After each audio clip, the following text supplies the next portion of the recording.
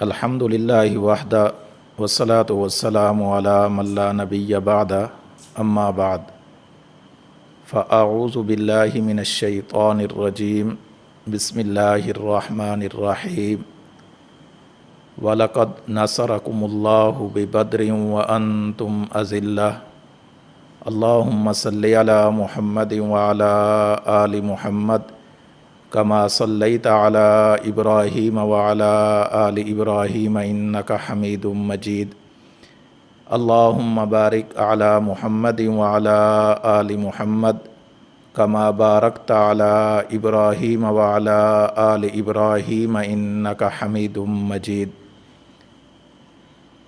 اللہ رب العزت نے قرآن کریم میں نبی کریم صلی اللہ علیہ وسلم کی مدد اور نصرت کے واقعات کو تفصیل کے ساتھ ذکر فرمایا ہے۔ یوں تو قدم قدم پر اللہ رب العزت نے اپنے رسول صلی اللہ علیہ وسلم کی مدد اور نصرت فرمائی، لیکن بعض واقعات ایسے ہیں کہ جو تاریخ میں اپنا ایک مقام رکھتے ہیں۔ ان واقعات میں آج کے دن کی مناسبت سے غزوہ بدر کا واقعہ بہت معروف اور مشہور ہے۔ غزوہ بدر 17 رمضان المبارک سن 2 ہجری میں پیش آیا۔ میں اس سے پہلے کہ اس غزوے پر کچھ بات کروں، اس کے جو پس منظر تھا اس کے حوالے سے ایک دو بات آپ کی خدمت میں عرض کرنا چاہتا ہوں۔ اللہ کے رسول صلی اللہ علیہ وسلم مکہ مکرمہ میں تھے، اور اللہ رب العزت کی طرف سے آپ نے اعلان حق فرمایا، اور یہ فرمایا کہ میں اللہ کا رسول ہوں، آپ میری اتباع کرو، دنیا میں بھی کامیابی اور آخرت میں بھی کامیابی۔ ماننے والے اللہ کے رسول صلی اللہ علیہ وسلم کے دامن میں آتے چلے گئے، اور نہ ماننے والے بھی بغض، حسد، کینہ، دشمنی، نفرت اپنے سینوں میں لیے اللہ کے رسول صلی اللہ علیہ وسلم کے دشمن بنتے چلے گئے۔ مکہ مکرمہ میں اللہ کے رسول صلی اللہ علیہ وسلم کو دین کی تبلیغ کا حکم تھا۔ آپ صلی اللہ علیہ وسلم دین کی تبلیغ برابر فرماتے رہے۔ اس کے نتیجے میں جو آپ کو تکلیف دی جاتی، آپ پر ظلم کیا جاتا، آپ پر تشدد کے پہاڑ توڑے جاتے، اللہ کے رسول صلی اللہ علیہ وسلم وہ ساری چیزیں برداشت کرتے رہے۔ آپ صلی اللہ علیہ وسلم دین کی اس گلشن کی آبیاری فرماتے رہے، اللہ کے احکام لوگوں تک پہنچاتے رہے، صحیح عقیدہ لوگوں کو بتلاتے رہے، سمجھاتے رہے، سکھاتے رہے۔ یہ ہوتا رہا، اور مشرکین مکہ جو وہاں کے سردار تھے، انہیں اللہ کے رسول صلی اللہ علیہ وسلم کی یہ بات پسند نہ آئی۔ انہوں نے دھمکیاں دیں، مارا پیٹا، ظلم کیا، تشدد کیا۔ نوبت بہیں جا رسید کہ اللہ کے رسول صلی اللہ علیہ وسلم کو مکہ چھوڑ کر مدینہ کی طرف ہجرت کرنا پڑی۔ اللہ کے پیغمبر صلی اللہ علیہ وسلم مدینہ طیبہ جب تشریف لے آئے تو اب ہونا یہ چاہیے تھا کہ مکہ کے سرداروں کی سرداری بچ گئی، اور وہ اپنے انتقامی اور اپنے جو دشمنی والے جذبات سے اس سے باز آ جاتے۔ لیکن اللہ کے نبی صلی اللہ علیہ وسلم کے مدینہ طیبہ تشریف لے جانے کے بعد بھی مکہ کے قریشیوں نے آپ صلی اللہ علیہ وسلم سے دشمنی اور عداوت والا سلسلہ ختم نہیں کیا۔ اب یہاں پر مدینہ کے حالات کچھ ایسے تھے۔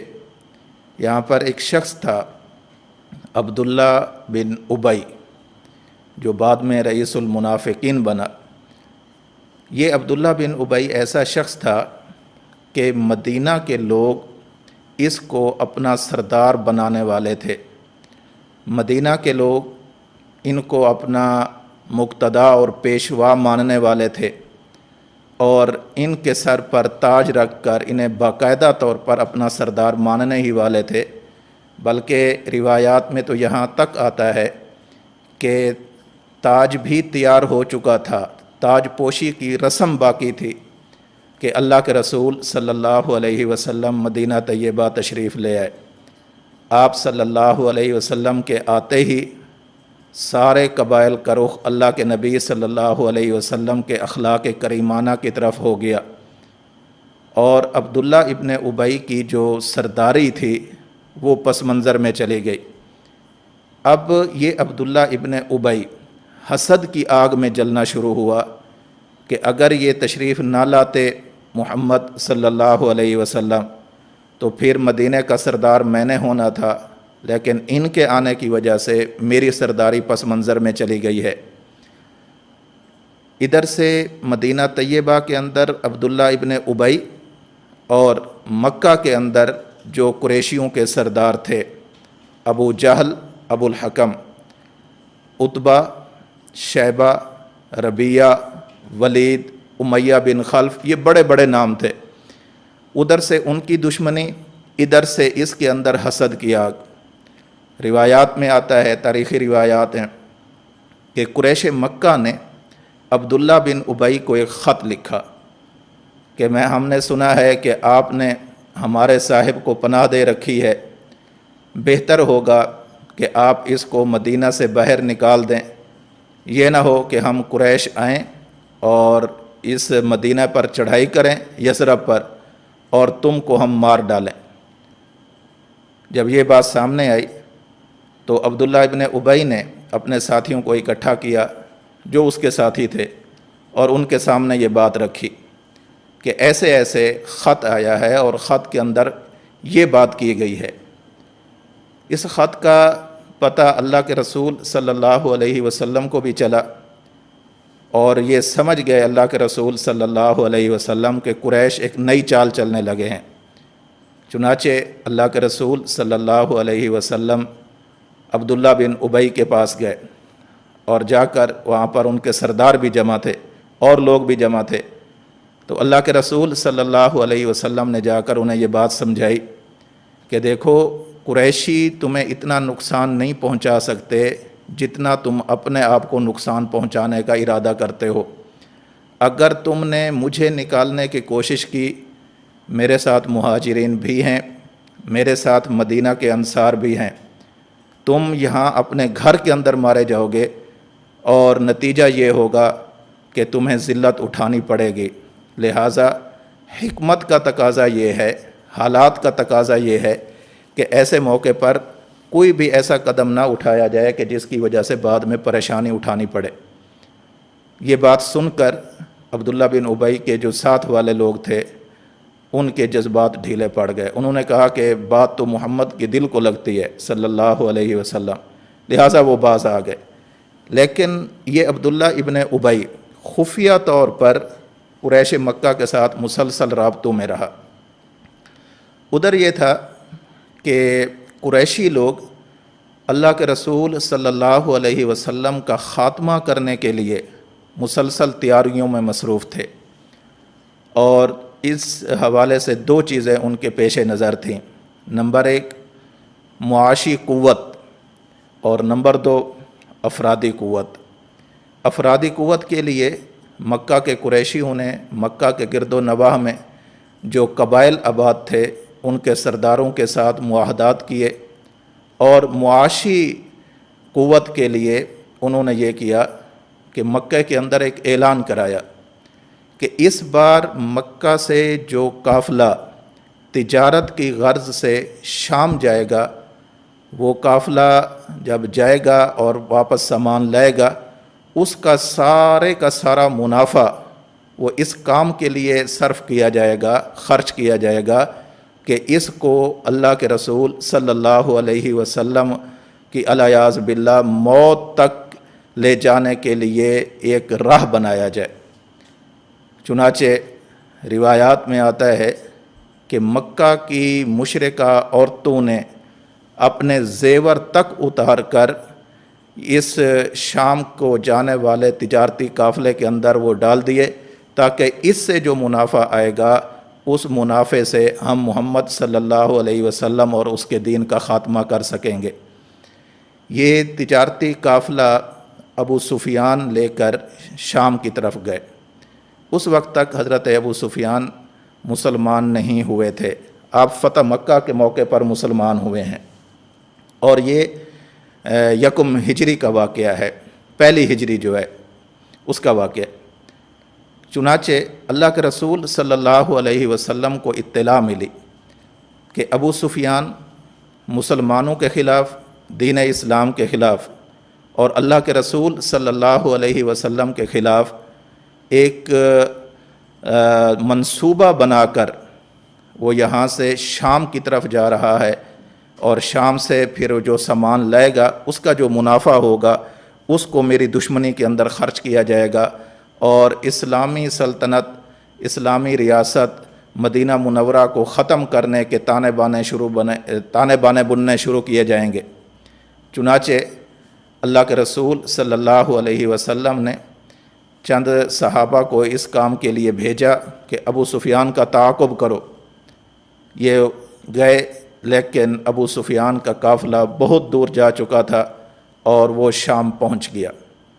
اب اللہ کے رسول صلی اللہ علیہ وسلم کو اطلاع دی گئی کہ ابو سفیان شام پہنچ گئے ہیں، اور جب شام سے واپس آئیں گے اس وقت ہم آپ کو مطلع کریں گے۔ ایسا ہی ہوا، صحیح مسلم میں روایت موجود ہے کہ جب ابو سفیان وہاں سے واپس ہوا تو اللہ کے رسول صلی اللہ علیہ وسلم کو اطلاع دی گئی۔ اللہ کے رسول صلی اللہ علیہ وسلم نے اپنے صحابہ سے مشورہ کیا۔ یہاں اتنی بات ذہن میں رہے، یہ جنگ کا مشورہ نہیں تھا، یہ محض اس چیز کا مشورہ تھا کہ ابو سفیان جو قافلہ لا رہا ہے، تجارتی قافلہ، اس قافلے کو راستے میں ہی سلب کر لیا جائے، لوٹ لیا جائے، تاکہ مشرکین کی جو معاشی قوت ہے وہ مضبوط نہ ہو اور مضبوط ہو کر اسلامی ریاست کو نقصان نہ دے۔ تو اس کام کے لیے کون کون تیار ہے؟ اللہ کے نبی صلی اللہ علیہ وسلم کے صحابہ تیار ہو گئے، ادھر سے اللہ کے نبی صلی اللہ علیہ وسلم تیار ہوئے۔ 313، 15، 17 مختلف تاریخی روایات ہیں، جتنے بھی ہوں اللہ کے رسول صلی اللہ علیہ وسلم کے ساتھ 300 سے کچھ زائد افراد تھے۔ ان میں بعض روایات کے مطابق 60 اور بعض روایات کے مطابق 80 مہاجرین تھے، باقی سب انصار تھے، یعنی 80 وہ افراد تھے جو مکہ مکرمہ سے ہجرت کر کے اللہ کے رسول صلی اللہ علیہ وسلم کے ساتھ مدینہ طیبہ تشریف لائے تھے، اور باقی افراد وہ تھے جو یہیں کے رہائشی تھے مدینہ طیبہ کے، جنہیں انصار مدینہ کہا جاتا ہے۔ اللہ کے رسول صلی اللہ علیہ وسلم یہاں سے چلے، جب آگے چلے پتہ چلا ابو سفیان ہر آنے جانے والے سے یہ حالات کی خبر لیتا رہتا تھا۔ ابو سفیان کو پتہ چلا کہ محمد صلی اللہ علیہ وسلم اپنے صحابہ کے ہمراہ میرا قافلہ لوٹنے کے لیے، سامان تجارت کو لوٹنے کے لیے اللہ کے رسول صلی اللہ علیہ وسلم مدینہ سے چل پڑے ہیں۔ تو ابو سفیان نے جلدی سے ایک تیز رفتار گھڑ سوار کو اس کام پر مقرر کیا کہ تم جاؤ اور جا کر مکے میں یہ اعلان کرو کہ ابو سفیان کے قافلے کو لوٹنے کا اندیشہ ہے۔ یہ تیز رفتار گھڑ سوار تیزی سے مکہ مکرمہ پہنچا، اور اس وقت کے عرب کے دستور کے مطابق اس نے جا کر اپنی سواری کی ٹانگیں کاٹ ڈالیں، کان کاٹ دیے، اپنی قمیض کو آگے اور پیچھے سے پھاڑ دیا اور زور سے چلانا شروع کیا۔ لوگوں نے یہ سمجھا کہ ابو سفیان کا جو تجارتی قافلہ تھا وہ لوٹ لیا گیا ہے۔ چنانچہ وہاں پر جتنے قریشی موجود تھے ان کے اندر ابو جہل تھا، ان کے اندر امیہ بن خلف تھا، عتبہ تھا، شیبہ تھا، ولید تھا، یہ بڑے بڑے نام ہیں، بڑے بڑے سردار تھے وہاں کے۔ انہوں نے لوگوں کو اکٹھا کیا اور بڑے لو لشکر کے ساتھ، اسلحے کے ساتھ انہوں نے وہاں سے تیاری پکڑی۔ اب ابو جہل کو ایک اندیشہ بہت زیادہ تھا، وہ اندیشہ یہ تھا کہ اگر ہم یہاں سے جاتے ہیں مکہ سے اور آگے جا کر محمد صلی اللہ علیہ وسلم کے قافلے کے ساتھ ہم لڑتے ہیں تو ایسی صورت میں کہیں بنو کنانہ یہ جو ایک قبیلہ ہے یہ ہمارے راستے میں رکاوٹ نہ بن جائے۔ تو یہ اس نے اس بات کا اظہار مختلف موقعوں پر بھی کیا۔ تو شیطان نے بنو کنانہ کے سردار اعظم جو ان کا تھا سراقہ بن مالک مدلجی، اس کی صورت دھار کر ابو جہل کے پاس آیا اور یہ کہا کہ سردار تم دل چھوٹا مت کرو، میں تمہارے ساتھ ہوں۔ اپنا جھنڈا بھی لے آیا اور اپنی جو شیطانی ذریت تھی اس کو بھی وہاں پر نمودار کر دیا۔ ابو جہل نے دیکھا کہ یہ تو بہت بڑا لشکر ہے، یہ بھی اگر ہمارا ساتھ دیتا ہے تو پھر ہمیں کوئی مسئلہ نہیں، کوئی رکاوٹ ہمارے سامنے پیش نہیں آ سکتی۔ چنانچہ یہ لوگ وہاں سے نکلے۔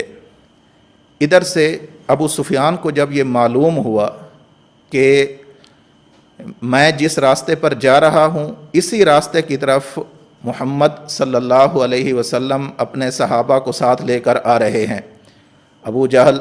ابو سفیان بہت ہوشیار آدمی تھا، سردار آدمی تھا، عرب کے راستوں سے واقف تھا۔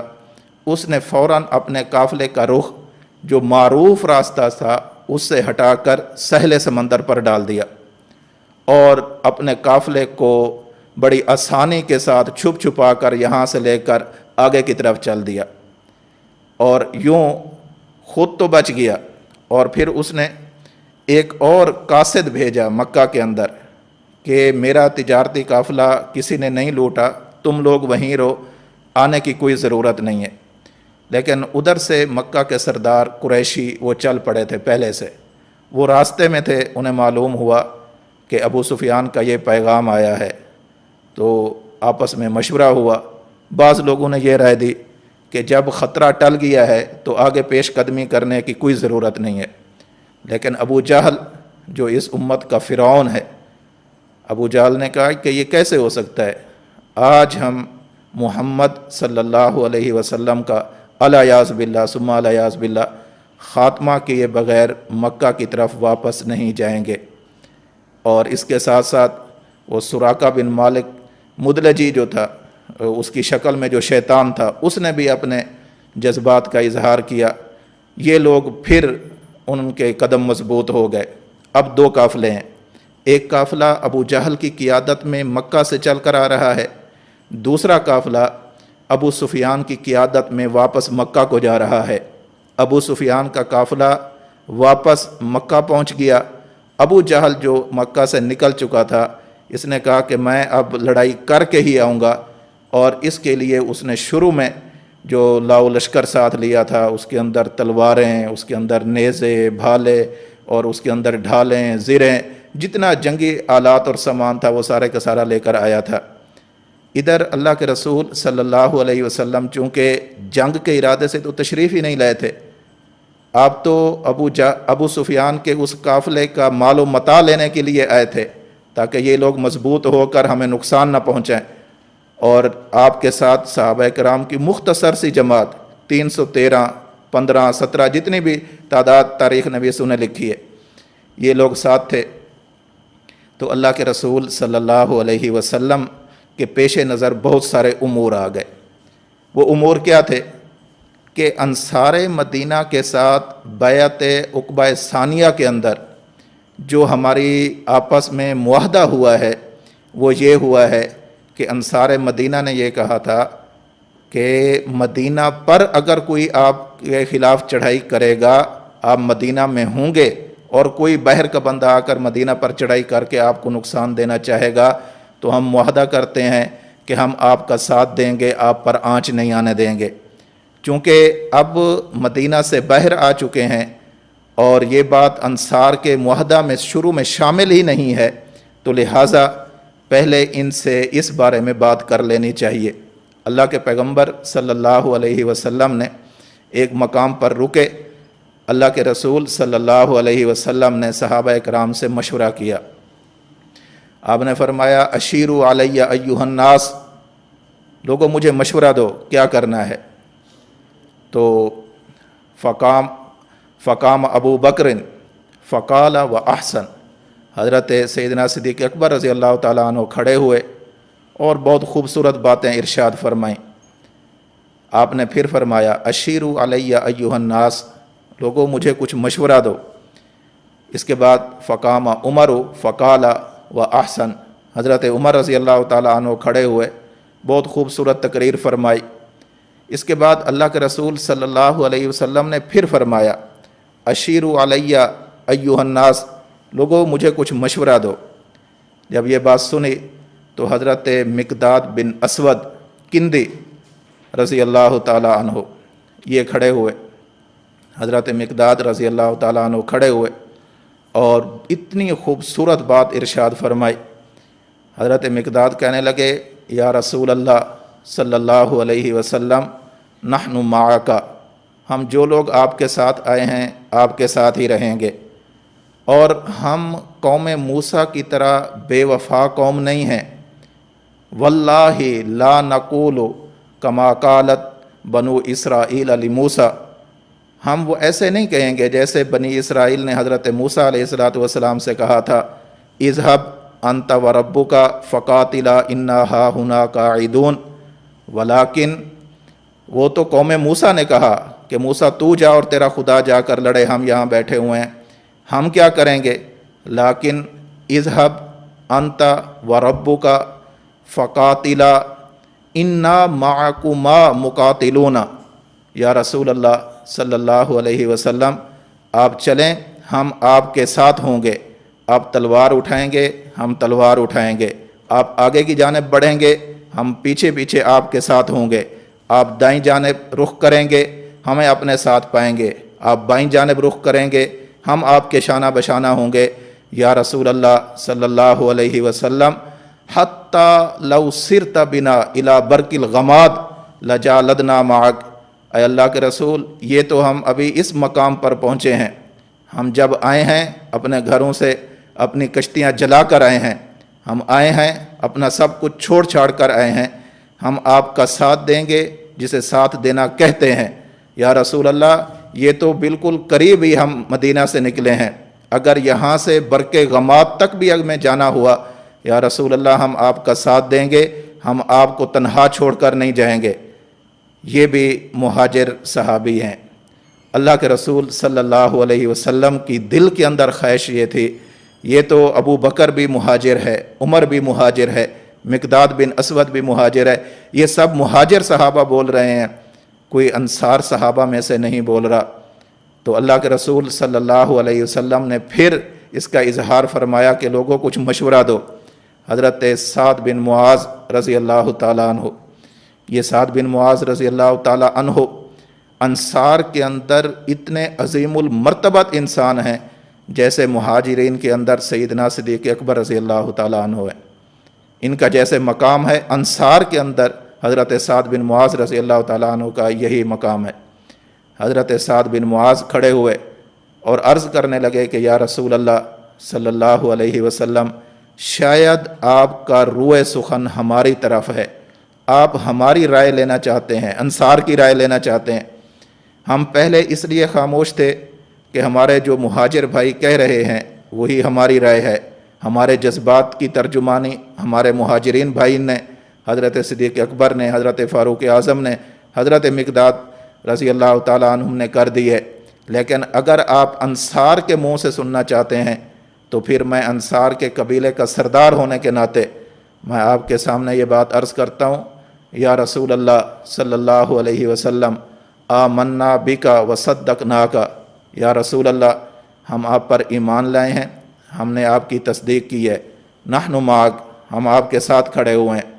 اور صرف یہ نہ سمجھیں کہ ہم حالات کے ساتھ آپ کا ساتھ چھوڑ جائیں گے، بلکہ اگر آپ نے ہمیں حکم دیا لو استعرضت بنا ھذا البحر لخذنا معه، اگر لخذنا معک لخذناہ معک، کہ اگر آپ نے ہمیں یہ حکم دیا کہ سامنے یہ جو سمندر آ رہا ہے اس سمندر میں کود جاؤ۔ یا رسول اللہ، آپ کے ساتھ آنے والا ایک انصاری صحابی بھی پیچھے نہیں ہٹے گا، ہم آپ کے مسلسل ساتھ ہیں۔ میرے بھائی مقداد نے تو برق غماد تک کی بات کی ہے، ہم اپنی اونٹنیوں کو، ہم اپنی سواریوں کو آپ کے ساتھ ساتھ لے کر چلیں گے۔ یہ مدینہ سے لے کر اگر ہمیں یمن تک بھی جانا پڑا، یا رسول اللہ ہمیں دوسری ایک کنارے پر بھی جانا پڑا تو ہم آپ کا ساتھ نہیں چھوڑیں گے، مسلسل آپ کے ساتھ رہیں گے۔ حدیث پاک میں آتا ہے اللہ کے رسول صلی اللہ علیہ وسلم کا چہرہ مبارک خوشی سے تمتما اٹھا۔ آپ صلی اللہ علیہ وسلم نے صحابہ کرام کو حکم دیا کہ چلو پھر آگے چلو۔ ادھر سے پتہ چلا کہ بدر کے قریب مقام بدر، یہ مدینہ منورہ سے جنوب مغرب کی جانب واقع ایک علاقہ ہے۔ اس کے چاروں سمت میں بڑے بڑے پہاڑ ہیں اور درمیان میں یہ جو جگہ ہے یہ ریتلی قسم کی ہے۔ اللہ کے رسول صلی اللہ علیہ وسلم کو پتہ چلا کہ مشرکین مکہ قریش اور ان کے سردار ابو جہل اپنے قافلے کو لے کر بدر پر اس نے پڑاؤ ڈال دیا ہے۔ اللہ کے رسول صلی اللہ علیہ وسلم بھی وہاں اپنے صحابہ کو لے کر پہنچ گئے۔ اب دشمن نے چال یہ چلی کہ اس علاقے کے اندر جو پانی والی جگہ تھی وہ خود رکھ لی، اور دوسری جگہ اللہ کے نبی صلی اللہ علیہ وسلم کے لیے چھوڑی جہاں ریت تھی، پانی کا نام و نشان نہیں تھا۔ یہ بظاہر ایسے حالات تھے، بظاہر جگہ محسوس ہوتا تھا کہ شکست ہی شکست ہوگی۔ کہاں 313 نہتے، میں نے عرض کیا کہ چند تلواریں ساتھ لے کر گئے ہیں، صرف 2 گھوڑے لے کر گئے ہیں۔ ایک گھوڑا حضرت زبیر بن عوام رضی اللہ تعالیٰ عنہ کا ہے، دوسرا حضرت مقداد رضی اللہ تعالیٰ عنہ کا ہے۔ 70 یا بعض روایات کے مطابق 80 اونٹنیاں ہیں، باری باری 3 بندے سوار ہو کر اس کی طرف آ رہے ہیں۔ اللہ کے رسول صلی اللہ علیہ وسلم یہاں پر پہنچے۔ اب یہاں کی جو صورتحال تھی وہ یہ تھی کہ جس جگہ مسلمان تھے وہ جگہ خشک ریتلی، پانی کا نام و نشان نہیں، صحابہ پیاسے بھی ہیں، پینے کے لیے پانی نہیں مل رہا، صحابہ نے نمازیں بھی پڑھنی ہیں اور نماز کے لیے وضو کے لیے بھی پانی نہیں مل رہا، بہت پریشانی کا عالم۔ اللہ کے رسول صلی اللہ علیہ وسلم نے یہاں پر دعا کی ہے، اور اس موقع پر تقریباً 7 ایسے مقامات ہیں جہاں اللہ کے رسول صلی اللہ علیہ وسلم نے بڑی طویل دعائیں مانگی ہیں۔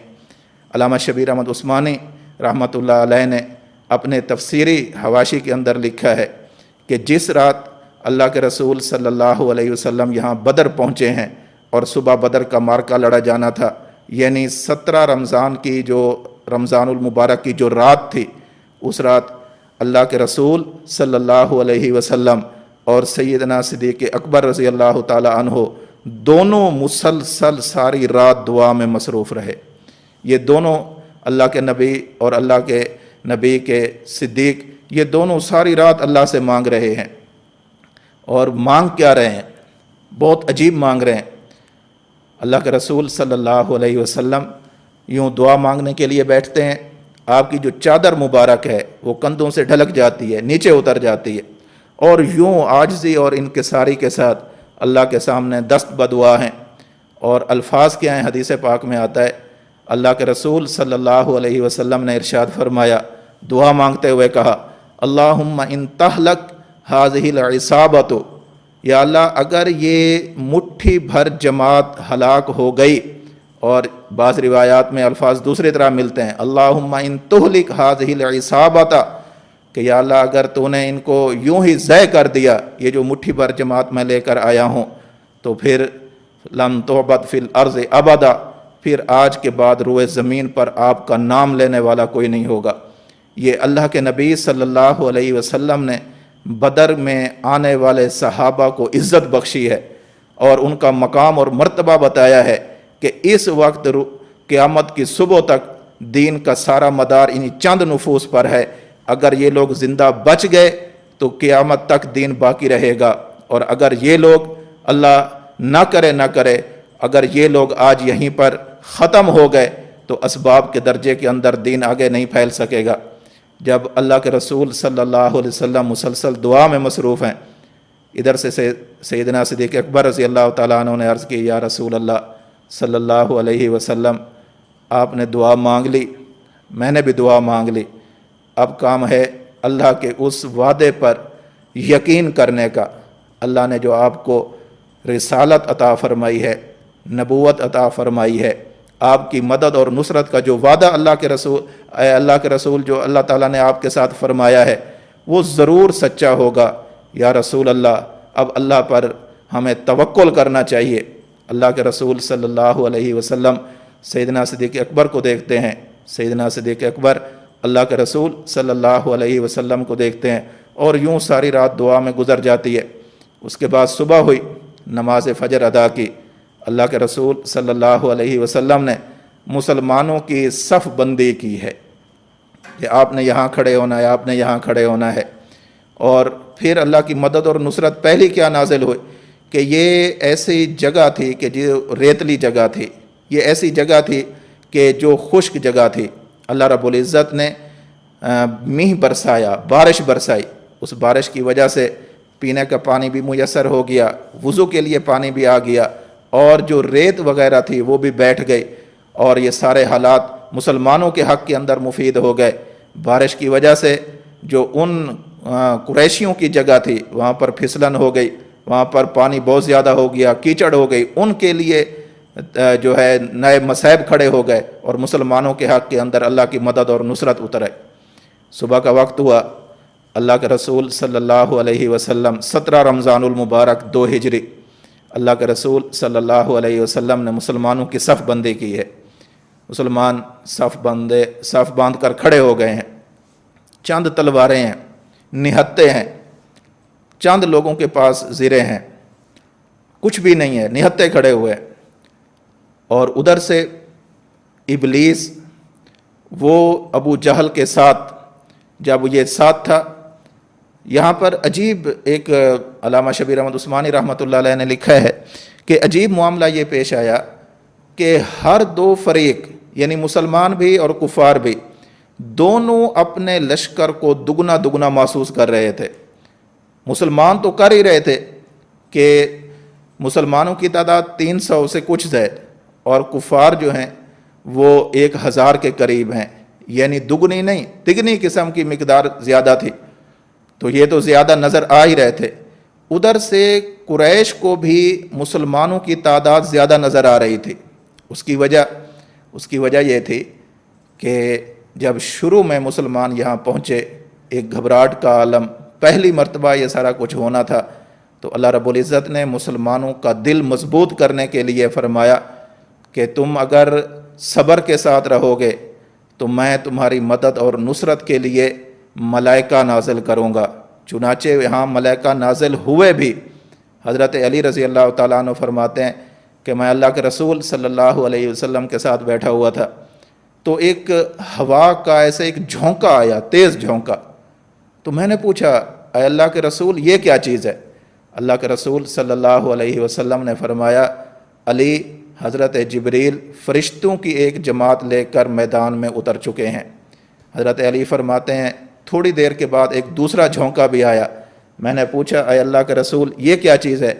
تو حضرت نبی کریم صلی اللہ علیہ وسلم نے فرمایا علی، یہ دوسرے فرشتے حضرت میکائیل یہ لے کر فرشتوں کی ایک جماعت لے کر میدان میں اتر چکے ہیں۔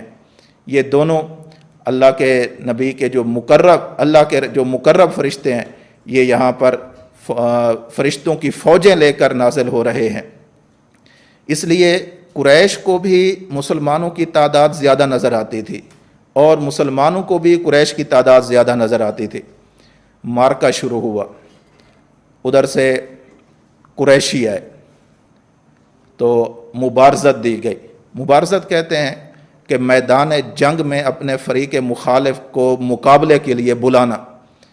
انہوں نے مبارزت دی، حل من یبارز، کوئی ہے جو ہمارا آ کر سامنا کرے؟ ادھر سے انصار صحابہ کھڑے ہوئے، ادھر سے 3 آئے تو ادھر سے بھی 3 انصار صحابہ گئے، ادھر سے عتبہ، شیبہ اور ولید، اور بعض نے اس کے علاوہ بھی نام لکھے ہیں۔ تو وہ لوگ کہنے لگے تم کون ہو؟ قریشیوں نے انصار سے سوال کیا کہ تم کون ہو؟ انہوں نے کہا کہ ہم انصار مدینہ ہیں۔ تو انہوں نے کہا جاؤ اپنا کام کرو، تم چھوٹی قوم ہو، تم ہمارے ٹکر کے لوگ نہیں ہو، ہمارے ہمسر نہیں ہو، ہم تو اپنے چچیرے بھائیوں کے ساتھ لڑنے کے خواہاں ہیں، ہم تو مہاجرین کے ساتھ لڑیں گے، ہم تو اپنے مد مقابل قریشیوں کے ساتھ لڑیں گے، تم جاؤ واپس جاؤ۔ اور کہا اخرج علینا کفاءنا، اے محمد صلی اللہ علیہ وسلم ہمارے ہمسر اور ہمارے جو برابر کے لوگ ہیں قریشی، ان کو ہمارے مقابلے کے لیے بھیجو۔ اللہ کے رسول صلی اللہ علیہ وسلم نے اس موقع پر اپنے خاندان کے بندے پیش کیے ہیں۔ اللہ کے رسول صلی اللہ علیہ وسلم نے فرمایا حمزہ اٹھو، علی اٹھو، عبیدہ بن حارث یہ اللہ کے رسول صلی اللہ علیہ وسلم کے طے کے بیٹے ہیں، اب تم جاؤ اور جا کر قریشیوں کے ساتھ لڑو۔ ادھر سے بھی 3 ہے، عتبہ، شیبہ، ولید، اور ادھر سے بھی اللہ کے رسول صلی اللہ علیہ وسلم کے بھیجے ہوئے یہ 3 شیر دل مجاہد صحابی اللہ کے رسول صلی اللہ علیہ وسلم کے حکم پر لبیک کہتے ہوئے میدان مبارزت میں اترے ہیں۔ حضرت علی نے جو ان کا مد مقابل آیا اس کو مار گرایا، حضرت حمزہ نے جو ان کا مد مقابل تھا اس کو مار گرایا، اور حضرت عبیدہ بن حارث کے مد مقابل میں برابر کی ٹکر رہی، ایک بار حضرت عبیدہ بن حارث کرتے، ایک بار ادھر سے حضرت عبیدہ بن حارث پر ہو جاتا، یوں ہو جاتا۔ حضرت عبیدہ بن حارث کو بہت سخت چوٹیں آئیں جب حضرت علی اور حضرت حمزہ رضی اللہ تعالی عنہما یہ دونوں اپنے اپنے شکار سے فارغ ہوئے، یہ دونوں اپنے اپنے فریقوں کو مار چکے، تو فوراً گئے اور عبیدہ کے ساتھ لڑنے والے شخص کو جا کر ختم کر دیا۔ یوں پھر گھمسان کرن پڑا، پھر اس کے بعد جو قریش کی صفیں تھی اس کے اندر کھلبلی مچی، وہاں پر اضطراب کی کیفیت پیدا ہوئی۔ تو اس موقع پر ابو جہل نے بہت اضطرابی کیفیت کے اندر تھا، اور جب یہ آیا تھا اتنے غرور کے ساتھ آیا، تکبر کے ساتھ آیا، گھمنڈ کے ساتھ آیا، اور یہ سوچ کر آیا تھا کہ ہمارے جیسا تو کوئی ہے ہی نہیں، ہمارا مقابلہ کرنے کی تو قریش وہاں کے انصار اور مہاجرین میں اتنی ہمت ہی نہیں ہے، یہ سوچ کر آیا تھا۔ لیکن اور پھر اس نے یہ کہا، صحیح بخاری میں روایت موجود ہے کہ جب یہ وہاں سے چلنے لگا تھا مکہ سے، تو اس نے وہاں چلنے سے پہلے غلاف کعبہ کو پکڑ کر دعا کی تھی کہ یا اللہ جو تیرے ہاں سب سے افضل اور اعلیٰ قوم ہے اللہ اسے تو نے فتح عطا فرمانی ہے، اور جو گھٹیا قوم ہے اللہ تو نے اسے شکست دینی ہے۔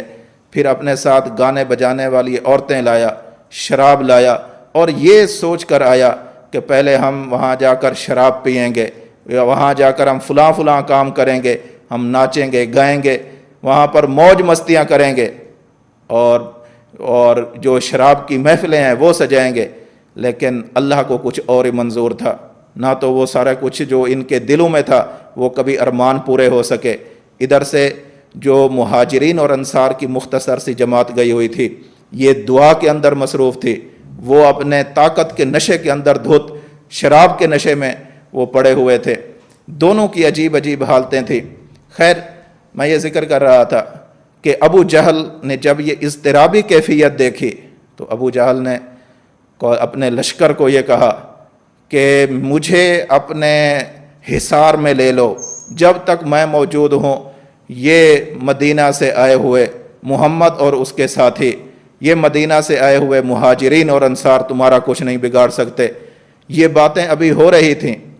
حضرت عبد الرحمن بن عوف رضی اللہ تعالی عنہ یہ فرماتے ہیں کہ میرے پاس ایک کم عمر بچہ، چھوٹی عمر کا بچہ وہ آیا، اس کے ہاتھ میں تلوار تھی، مجھے آ کر یوں چپکے سے پوچھنے لگا چچا ابو جہل کون سا ہے، مجھے ذرا ابو جہل تو دکھاؤ وہ کہاں ہے۔ حضرت عبد الرحمن بن عوف کہتے ہیں کہ میں نے جب اس بچے کو دیکھا کہ اس کی ابھی عمر ہی کیا ہے، یہ کم سن ہے، کم عمر ہے، تو میں نے پوچھا کہ بھتیجے تو نے کیا کرنا ہے؟ تو وہ صحابی عرض کرنے لگے، وہ انصار صحابی، وہ کہنے لگے کہ چچا میں نے سنا ہے کہ ابو جہل اللہ کے پیغمبر صلی اللہ علیہ وسلم کو گالیاں دیتا ہے، میں نے سنا ہے کہ وہ اللہ کے رسول صلی اللہ علیہ وسلم کا گستاخ اور بے ادب ہے، میں نے سنا ہے کہ وہ اللہ کے رسول صلی اللہ علیہ وسلم کو تکلیفیں دیا کرتا تھا، آج اگر مجھے نظر آ گیا میری تلوار کے وار سے وہ بچ نہیں سکتا۔ حضرت عبد الرحمن بن عوف رضی اللہ تعالیٰ عنہ فرماتے ہیں ابھی اس بچے کی اور میری یہ گفتگو ختم ہوئی ہی تھی کہ دوسری جانب سے ایک دوسرا بچہ آیا، اس نے آ کر بھی اسی پہلے بچے جیسی میرے ساتھ گفتگو کی اور مجھ سے کہا کہ چچا مجھے دکھاؤ ابو جہل کہاں ہے، ہم نے اس کو ختم کرنا ہے۔ اور مورخین نے ان کے نام لکھے ہیں، بعض حضرات نے تو ایک ہی نام لکھا ہے، حضرت معاذ بن عمر بن جموح، یہ ایک کم سن صحابی ہیں، اور دوسرے کا نام بھی معاذ بن افراح ہے۔ یہ دونوں آپس میں بھائی نہیں ہیں، یہ عام طور پر جو ہمارے ہاں یہ بات مشہور کر دی گئی ہے کہ دو کم سن اور نو عمر بچے آئے اور دونوں آپس میں بھائی تھے، یہ بھائی نہیں تھے، نام ایک ہی جیسے تھے، ایک کا نام معاذ بن عمر بن جموح ہے اور دوسرے کا نام معاذ بن افراح ہے۔ اور بعض سیرت نگاروں نے یہ لکھا ہے کہ دوسرے کا نام معوذ ہے، اللہ ہی بہتر جانتا ہے معاذ ہے یا معوذ ہے، بہرحال انہوں میں سے۔ تو اتنے میں حضرت عبد الرحمن بن عوف فرماتے ہیں کہ میں نے دیکھا ابو جہل اپنے گھوڑے پر سوار ہے اور اضطراب کی کیفیت کے اندر ہے، بے چینی کی کیفیت کے اندر ہے، تو میں نے ان دونوں عقابوں سے کہا، دونوں ان شاہینوں سے کہا، دونوں ان شیر دل ننھے مجاہدوں سے کہا، میں نے کہا وہ رہا تمہارا شکار، وہ ہے ابو جہل۔ میری یہ بات سنتے ہی یہ دونوں ایسے لپکے اس پر، ایک نے جا کر اس کی پنڈلی پر وار کیا، دوسرے نے اس کے گھوڑے کو گرایا، اور دونوں نے ابو جہل کو نقصان پہنچایا۔ حضرت معاذ بن عمر بن جموح فرماتے ہیں کہ جس وقت میں نے ابو جہل کی پنڈلی پر وار کیا تو ابو جہل کا ایک پاؤں کٹ کر دور جا گرا، تو یہ ہو رہا تھا کہ اکرمہ بن ابی جہل جو ابو جہل کے بیٹے، انہوں نے میرے کندھے پر وار کیا جس کی وجہ سے میرے بازو کٹ گیا، لیکن بازو جو کٹا ہوا تھا وہ میرے گوشت کے ایک لوتھڑے کی وجہ سے، جسم کے ایک جلد کی وجہ سے وہ ساتھ ساتھ یوں لٹکا رہا۔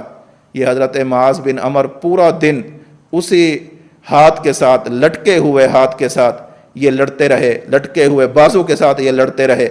پھر جب یہ تکلیف بڑھ گئی اور میدان بدر کے اندر یہ مزید کارروائی کرنے کے بارے میں مانع بنا، رکاوٹ بنا، تو پھر حضرت معاذ نے اپنے اس لٹکتے ہوئے ہاتھ کو اپنے پاؤں کے نیچے یوں رکھا اور یوں کھڑے ہو کر ایک جھٹکا دیا اور آپ کا یہ بازو جسم سے بالکل الگ ہو گیا۔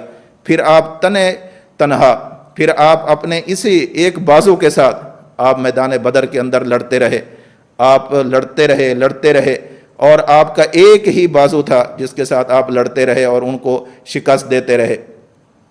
ادھر سے اللہ کے رسول صلی اللہ علیہ وسلم کو اطلاع ملی کہ کفار کے بڑے بڑے سردار مارے جا رہے ہیں۔ اللہ کے رسول صلی اللہ علیہ وسلم فرماتے تھے کہ مجھے یہ بتاؤ کہ ابو جہل کا کیا بنا۔ یہ تو آئے تھے، ان بچوں نے تو کہا کہ ہم نے مار دیا ہے، لیکن مجھے اس کی کنفرم رپورٹ چاہیے، مجھے اس کی تحقیقی بات چاہیے کہ وہ ابھی تک زندہ ہے یا مر گیا ہے۔ تو حضرت عبداللہ ابن مسعود رضی اللہ تعالیٰ عنہ نبی کریم صلی اللہ علیہ وسلم کے حکم سے وہاں میدان بدر کے اندر جو لاشوں کے پشتے لگے ہوئے تھے، وہاں ان کے اندر جب چکر لگانا شروع کیا تو دیکھا ابو جہل مرا پڑا ہے، لیکن ابھی بالکل نہیں مرا، ادھم ہوا پڑا ہے اور اس کی سانسیں چل رہی ہیں۔ حضرت عبداللہ ابن مسعود نے اس کے یوں سینے پر پاؤں رکھا اور اس کی گردن پر بیٹھ گیا، اس کی جو داڑھی تھی اس کو پکڑا اور کہا کہ یا عدو اللہ، اے اللہ کے دشمن، تو نے آج اپنا انجام دیکھ لیا۔ وہ کہنے لگا کہ کیا ہوا انجام؟ جو اس کے اندر عزت والا تھا وہ اپنے مقام اور مرتبے کو پا رہا ہے، ہمیں کوئی اس طرح کا مسئلہ نہیں ہے، میں سردار ہوں، اب بھی میں سردار ہوں۔ حضرت عبداللہ ابن مسعود رضی اللہ تعالیٰ عنہ فرماتے ہیں کہ میں نے خنجر نکالا اور اس کو جب میں مارنے لگا، وہ بدبخت کہنے لگا کہ تو اے بکریوں کے چرواہے، اے بکریوں کے چرواہے کی اولاد، تجھے پتہ ہے کہ تو کس کے سینے پر چڑھ کر بیٹھا ہوا ہے؟ یہ قریشیوں کے سردار کا سینہ ہے، اور اگر تو میری گردن کاٹ بھی رہا ہے تو بالکل یہاں سے مت کاٹ، بلکہ ذرا نیچے سے کر کے کاٹ، تاکہ جہاں پر میرا سر رکھا جائے لاشوں کے اندر تو پتہ چلے یہ فلاں سردار کا سر رکھا ہوا ہے۔ خیر، حضرت عبداللہ ابن مسعود جو اس امت کا متواضع ترین انسان ہے، یہ ابو جہل جیسے متکبر ترین انسان کے سینے پر چڑھ کر اس کا سر تن سے جدا کیا، اور اس سر کو لا کر اللہ کے رسول صلی اللہ علیہ وسلم کی خدمت میں پیش کیا۔ اللہ اکبر! اللہ کے رسول صلی اللہ علیہ وسلم نے ابو جہل کا کٹا ہوا سر جب دیکھا اور اپنے دشمن کی یہ شکست دیکھی، تو اللہ کے رسول صلی اللہ علیہ وسلم کی زبان مبارک سے جو جملے ادا ہوئے ہیں وہ نہایت قابل غور ہیں۔ اللہ کے رسول فرماتے، اللہ اکبر، اللہ نام تیرا ہی بلند ہے، ذات تیری ہی بلند ہے، زور آور ذات تو ہی ہے، فتح دینے والی ذات تو ہی ہے، ہمارا کوئی زور اور ہمارا بس نہیں چلتا تھا، یہ تو نے اپنے فضل سے، اپنے کرم سے، اپنی مدد اور نصرت سے ہمیں تو نے ہمکنار کیا ہے۔ الحمدللہ الذی صدق وعدہ، اللہ جو تو نے اپنا وعدہ کیا تھا تو نے وہ وعدہ سچ کر دکھایا۔ ونصر عبدہ، جو تو نے اپنے بندے کی مدد کا وعدہ فرمایا تھا وہ تو نے کر دکھائی، اپنے بندے محمد صلی اللہ علیہ وسلم کی تو نے مدد کر دکھائی۔ وَحَزَمَ الْأَحْزَابَ وَحْدَ، اور اس بڑے لشکر کو تنے تنہا آپ ہی نے شکست دی ہے۔ یہ اللہ کے رسول صلی اللہ علیہ وسلم نے اس ابو جہل کے کٹے ہوئے سر کو دیکھ کر یہ دعا پڑھی اور فرمایا، فرعون هذه الامہ، یہ ابو جہل میری امت کا فرعون ہے، یہ مر گیا۔ اب کفار کے اندر کھلبلی مچی، کفار کے جان کے لالے پڑ گئے، کفار چاہتے تھے کہ اب ہماری کسی طریقے سے جان بخشی ہو جائے، لیکن اس وقت وہ اللہ کے شیروں کے نرغے کے اندر تھے، اس وقت وہ مہاجرین اور انصار کے نرغے کے اندر تھے۔ کون مہاجرین اور انصار؟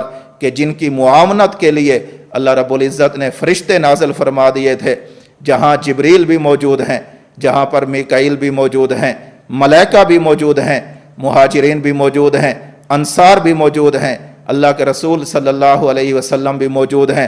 مسلمانوں کی جو ایک روب تھا، ایک قوت تھی اور ایک دبدبہ تھا، وہ کفار کے دلوں پر یوں چھانے لگا۔ لیکن ابھی ایک اور شخص باقی تھا، امیہ بن خلف، یہ ابو جہل کے بعد بڑا سردار تھا، ابھی یہ باقی تھا، تو اس نے اپنے لشکر کو سنبھالنے کی کوشش کی۔ جب مسلمانوں کو پتہ چلا کہ امیہ بن خلف ابھی تک باقی ہے اور وہ مزید کچھ نقصان دے سکتا ہے، تو یوں جھپٹے یہ صحابہ کرام اور اس امیہ بن خلف کو یوں پارا پارا کر کے رکھ دیا، اس کا جسم یوں چھلنی کر کے رکھ دیا اور اسے موت کے گھاٹ اتار دیا۔ اللہ کے رسول صلی اللہ علیہ وسلم کو اس دن کے اندر فتح ملی ہے۔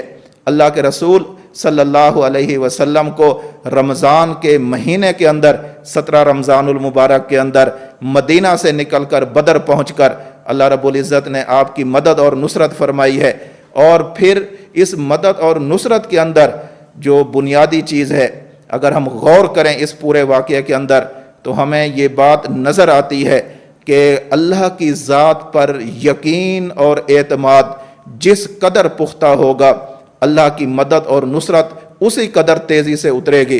قرآن کریم میں ہے، اذ تستغیثون ربکم فاستجاب لکم، کہ صحابہ ابھی دعا مانگ کر فارغ ہی نہیں ہوئے، اللہ فرماتے ہیں کہ میں نے ان کی دعاؤں کو قبول کر لیا۔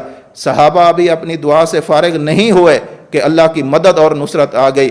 تو ہم اور جو اہل ایمان ہیں وہ کبھی بھی اپنی قوت کے بھروسے پر نہیں لڑتے، اپنی طاقت کے بھروسے پر نہیں لڑتے۔ مسلمان کبھی بھی اپنی افرادی قوت کو سامنے رکھ کر میدان میں نہیں اترتے۔ اقبال مرحوم نے کہا تھا، کافر ہے تو شمشیر پہ کرتا ہے بھروسہ، مومن ہے تو بے تیغ بھی لڑتا ہے سپاہی۔ اور اقبال مرحوم نے کہا، فضائے بدر پیدا کر فرشتے تیری نصرت کو، اتر سکتے ہیں گردوں سے قطار اندر قطار اب بھی۔ علامہ اقبال مرحوم نے اس سارے واقعے کی منظر کشی کی ہے۔ خیر، میں یہ عرض کر رہا تھا کہ اللہ کے رسول صلی اللہ علیہ وسلم کو یہاں پر فتح ہوئی، وہاں ان کے کچھ سردار پکڑے گئے، 70 مارے گئے، ان کے اندر ابو جہل بھی مارا گیا، بڑا سردار، ان کے اندر امیہ بن خلف بھی مارا گیا، بڑا سردار. اور حالات ایسے پیش آئے کہ مہاجرین کے لیے دوہری آزمائش تھی. انصار کے لیے بھی آزمائش ہے لیکن مہاجرین کے لیے دوہری آزمائش ہے. ادھر سے ایک مہاجر صحابی آتا ہے، اس کا مد مقابل اس کا بیٹا آ جاتا ہے. ادھر سے ایک مہاجر صحابی آتا ہے، مد مقابل اس کا بھانے ہو گئے. ادھر سے حضرت عمر رضی اللہ تعالی عنہ خود بھانجے ہیں، ان کے ماموں مقابلے کے اندر آ گئے. ادھر سے عتبہ آیا اور اس کے مقابلے کے اندر ابو، یہ سارا کچھ ہو گیا. یہ بدر فتح ہو گیا. کافی عرصہ گزر گیا جب حضرت عبد الرحمن بن ابی بکر رضی اللہ تعالی عنہ مسلمان ہو گئے. ایک دن مدینہ منورہ آپس میں بیٹھے ہوئے ہیں، باپ بیٹا بیٹھے ہوئے ہیں. تو عبد الرحمن کہنے لگا، ابو جان ایک بات ذہن میں آتی ہے. حضرت صدیق اکبر رضی اللہ تعالیٰ عنہ فرمانے لگے کہ بیٹا بولو کیا بات ہے. تو عبد الرحمن فرمانے لگے کہ ابو جان بدر والے دن آپ کئی بار میری تلوار کی زد میں آئے لیکن میں نے باپ سمجھ کر تمہیں چھوڑ دیا. حضرت صدیق اکبر رضی اللہ تعالیٰ عنہ نے بڑا ایمانی غیرت والا جواب دیا اور فرمانے لگے، عبد الرحمن اب تو مسلمان ہو گیا ہے، اب تو اور بات ہے. اگر بدر والے دن تو میری تلوار کی زد کے اندر آ جاتا، میں تجھے بیٹا سمجھ کر نہ چھوڑتا بلکہ خدا کے دین کا دشمن سمجھ کر تجھے قتل کر دیتا.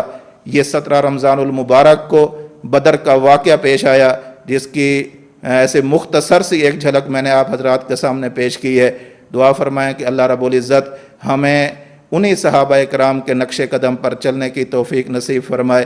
وآخر دعوانا ان الحمد للہ رب العالمین.